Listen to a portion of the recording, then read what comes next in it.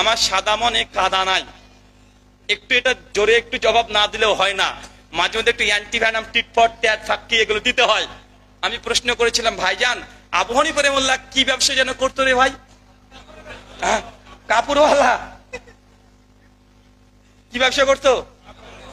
তো উনি যদি এত বড় গোটা জগতের যদি ইমামে আজম তারা বানাতে পারে, শেখ আলবানী রাহিমাহুল্লাহ তিনি কি করতেন? ঘড়ির মেকার। এটা মস্ত বড় সূক্ষ্ম কাজ, যার তার দ্বারা হয় না, হয় নাকি? ঘড়ির দেখেন কত ছোট্ট যন্ত্র রে ভাই, এটার সঙ্গে এটা দিয়ে কোনটা বেশি কঠিন কাজ? কাপড়ের ব্যবসা করা না ঘড়ির মিস্ত্রিগিরি করা, কোনটা বেশি কাজ? আলবানী রাহিমাহুল্লাহ শুধু ঘড়ির মিস্ত্রি নয়, এই উম্মতের হাদিসেরও মিস্ত্রি। বুঝতে পারলেন না? উনি হাদিস যেগুলো সহিহ সেটাকে আলাদা করেছে, যেটা যায়িফ সেটাকে আলাদা করেছে, যেটা মওযু জাল সেটাকে আলাদা করেছে। ঘড়ির মিস্ত্রির যেমন কাজ যেমন অনেক সূক্ষ্ম, হাদিসের কাজ তেমন সূক্ষ্ম। তাই বলে আমি ইমাম আবু হানিফা রাহিমাহুল্লাহকে মর্যাদাকে হানি করলাম না, জাস্ট টিট ফর ট্যাট হিসাবে এই কথা বললাম। আচ্ছা, সবচেয়ে হানাফিদের বড় ফেকার গ্রন্থ নাম কি?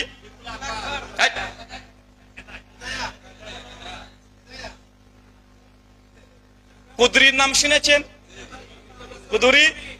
কুদরি ছাড়া কেউ আলেম হতে পারে?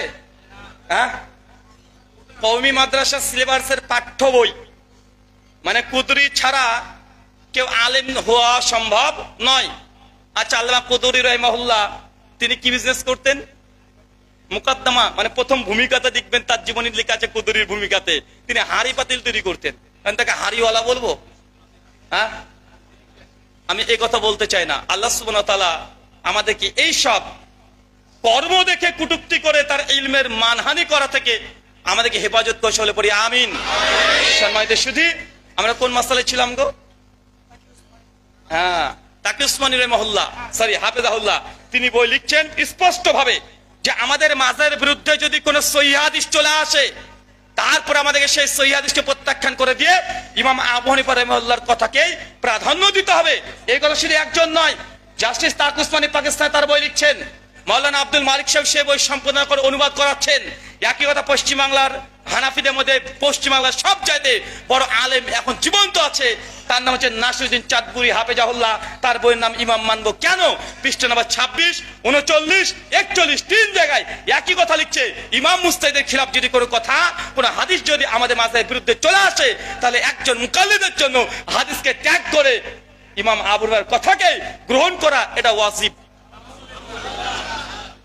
আসামের মুফতি, সব জায়গাতে একটু দলিল দিয়ে দিই, আসামের মুফতি মাওলানা আব্দুল খালেক কাশেমি, তার বইয়ের নাম হচ্ছে মাযহাব কেন মানবো, পৃষ্ঠা নাম্বার 128 তিনিও একই কথা লিখছেন।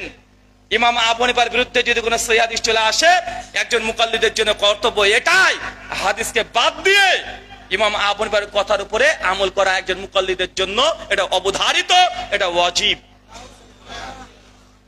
এরকম যদি দলিল দিতে যাই আপনাকে কয়েক হাজার দলিল দেওয়া যাবে যে এই কথা, এটা তাদের মূল উসুল। কি উসুল বলেন তো ভাইজান? এটাই তাদের মূল উসুল যে আমাদের মাঝে যা ইমাম আবু হানিফা ফতোয়া দিয়েছে তাই মানতে হবে। তার জ্বলন্ত দৃষ্টান্ত আর একটা দিই, বাদাইস সানায়া কিতাবুত তাহারাত হাদিস পৃষ্ঠা নম্বর 29, ইমাম আবু হানিফা রাহিমাহুল্লাহর মতে ওযু করার জন্য নিয়াত করা এটা শর্ত নয়, নিয়াত না করলে ওযু হয়ে যাবে।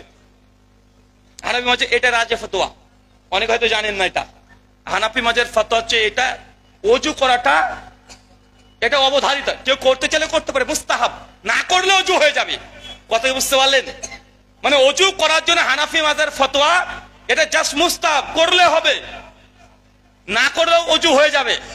কিন্তু একাধিক হাদিস দ্বারা প্রমাণিত যে না, ওযু করাটা এটা প্রত্যেকটা ইবাদতের জন্য প্রথম শর্ত, কিন্তু এটাকে তারা না গ্রহণ করে তারা বলছে যে না, আমাদের করার প্রয়োজন নেই। আল্লাহ সুবহানাহু ওয়া তাআলা আমাদেরকে এই কথা বোঝার তৌফিক দান করো, আমিন। তার মানে বুঝতাম এখানে মাযহাব একটা গণ্ডির মধ্যে সীমাবদ্ধ। কি বললাম? মাযহাব একটা গণ্ডির মধ্যে সীমাবদ্ধ, যে আমাদের ইমাম আবু হানিফা যা ফতোয়া দিয়েছে সেটাই মানবো, চাইকে সেটা কোরআনের বিরুদ্ধে হোক বা পক্ষে হোক আমরা সেটাই মানবো। আর মানহাজ কোনটা, যে না, চার মাযহাবের ইমাম কি ফতোয়া দিয়েছে, এই চার ইমামের বাইরে আরো ইমাম আছে, তারা কি ফতোয়া দিয়েছে, সমস্ত ইসলামটাকে সামনে রেখে যেটা কোরআন হাদিসের মানে অনুকূলে হকের নিকটবর্তী আমরা সেই ফতোয়াকে গ্রহণ করেছি, নিজের ব্যক্তিগত কোনো মত আমরা দিই না। মাযহাব একটা গণ্ডি আছে, একটা কুয়া থেকে